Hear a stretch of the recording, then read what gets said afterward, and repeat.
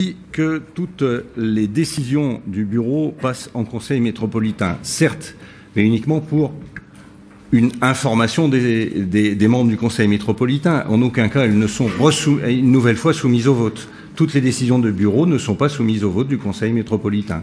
Elles sont juste transmises pour information. Non, c'est faux. Et parfois, c'est faux. Vous parlez des décisions, comme on les aura à la fin de ce conseil, les décisions qui sont prises par le président ou par le bureau, par délégation du conseil métropolitain.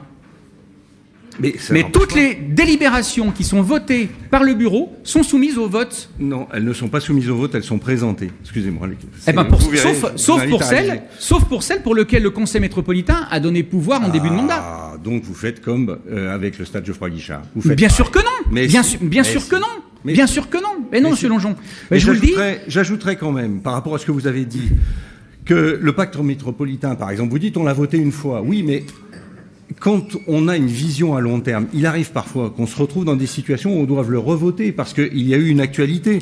Quand vous dites c'est une tromperie des électeurs, enfin vous partez sur un des grands mots que vous utilisez de manière récurrente et qui ne veulent pas dire grand-chose chez vous, mais franchement, ça m'étonnerait que certains maires se soient engagés sur le projet de Saint-Étienne quand ils se sont présentés vis-à-vis de leurs électeurs dans leur commune. Vous le savez très bien, un certain nombre, même nous, quand nous nous présentons à Saint-Étienne, nous ne nous engageons pas à financer tel ou tel projet dans telle ou telle commune. Dernière chose, vous nous accusez de ne pas venir à vos réunions publiques. Bon, écoutez, on vous connaît avec les réunions publiques. Les 6 derniers mois, juste avant l'élection, vous organisez des dizaines de réunions publiques. Vous vous promenez sur les places de Saint-Étienne en disant « Ah bah j'ai découvert, ça fait 12 ans que je suis élu.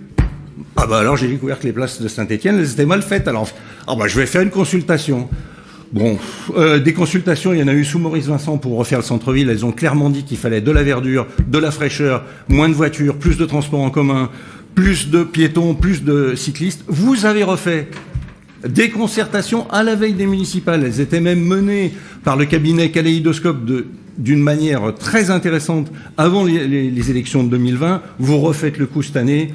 Écoutez, c'est normal que vous cherchiez à réunir vos personnes les plus proches de vous pour choisir qui vous voulez sur votre liste. C'est sans doute vous, mais c'était pas la peine de le faire 6 mois avant, il fallait le faire bien avant, et il fallait consulter réellement les Stéphanois tout au long de cette mandature, et pas faire des conseils de quartier dans lesquels il n'y avait que vos amis.